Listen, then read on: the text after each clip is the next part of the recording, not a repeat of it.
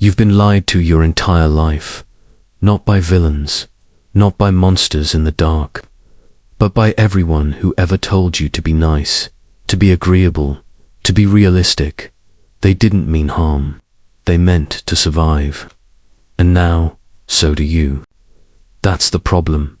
You've been living someone else's dream, trapped inside a skin that doesn't fit, wearing a smile that feels like a mask, following rules written by ghosts, and you wonder why you feel dead inside. This isn't depression. This is betrayal your own. And Emerson, if he stood before you now, would not comfort you. He would rip the false you out by the throat. Trust thyself.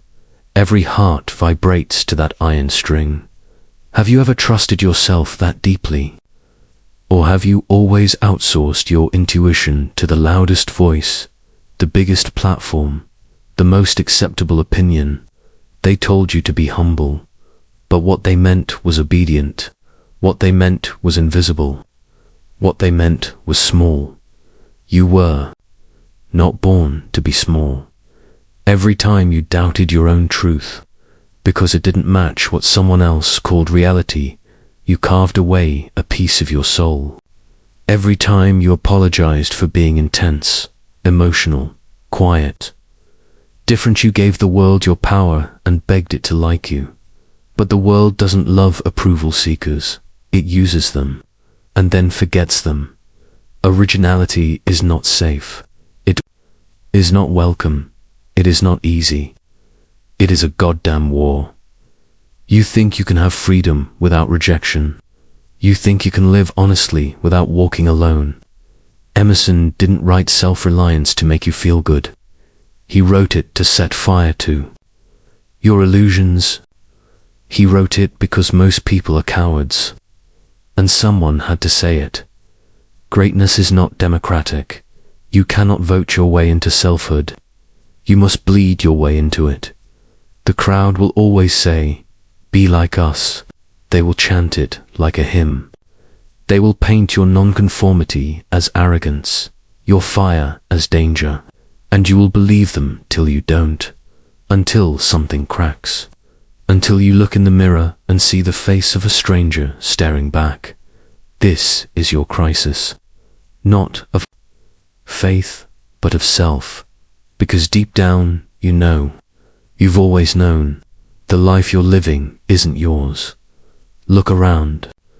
Every choice you've made, school, job, relationships, even the way you speak, how much of it was freely chosen? How much of it was inherited, conditioned, programmed? You have never truly been alone with yourself. Not really, because every time your real self tried to speak, someone interrupted, someone redirected, someone laughed, so you became a reflection, a composite, a social success story, and a spiritual wreck. Self-reliance isn't about being selfish. It's about being real, radically, unapologetically real. It's about living from the inside out instead of the outside in. It's about burning the scripts and refusing the roles, and walking into your own wilderness without a map. You don't need a map. You are the map. But it's terrifying, isn't it? To walk alone, to think your own thoughts, love your own love, rage your own rage, to break ranks with the tribe, to stop playing the game. Because if you stop, who will you be? What will they say? Here is the truth. They will say nothing, or they will say everything. They will call you crazy, selfish, irresponsible, even dangerous. They will accuse you of betrayal, but they never met the real you to begin with. You've been performing for people who never even saw you. And the most tragic part, you were never required to. You imprisoned yourself in their expectations. You built the cage and threw away the key, because you were afraid that being true would make you unlovable. But love built on illusion is not. Love, it's dependence, and dependence is the death of the soul. Do you feel it? That tug in your gut? That whisper that says, there is more, that isn't fantasy. That's your original self, clawing to get out. It's not polite, it's not pretty, it's not always kind, but it's true. Truth doesn't bow, it doesn't apologize, it doesn't ask for permission, it doesn't care if it offends. You've been trained to care, to fit, to please. You've mastered the art of blending in. But you were never meant to blend. You were meant to blaze. The most powerful version of you is not the most accepted. It's the most dangerous. Because it cannot be manipulated. It cannot be predicted. It cannot be owned. You think you want happiness. You don't. Not really. You want truth. And truth demands sacrifice. It demands discomfort. It demands the death of the fake self. So who are you without your titles? Your job, your identity politics, your aesthetics, your curated opinions, strip it all away. What's left? If the answer is silence, then good. Sit in it, drown in it. Let it suffocate every lie you've ever told yourself just to survive. Because on the other side of that silence is your real voice. Not the loudest, not the smartest, but the deepest. That voice will not flatter you. It will not flatter anyone. It will tell you things you don't want to hear. It will demand decisions no one else understands. It will force you to become something that cannot be explained. Emerson called that voice the aboriginal self. It is primal, it is divine, and it is buried under years of performance and politeness. You want to be loved, then become real. You want to be seen, then stop hiding. You want to be free, then break the damn mirror. You are not here to reflect anything. You are here to shine. Self-reliance is not a philosophy. It is an act of spiritual violence. It is the refusal to be anyone but yourself, even when it costs you everything, especially when it costs you everything. Because anything you lose in the pursuit of truth was never yours to begin with.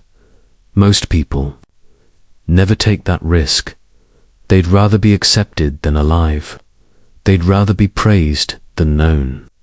They'd rather belong to the world than belong to themselves.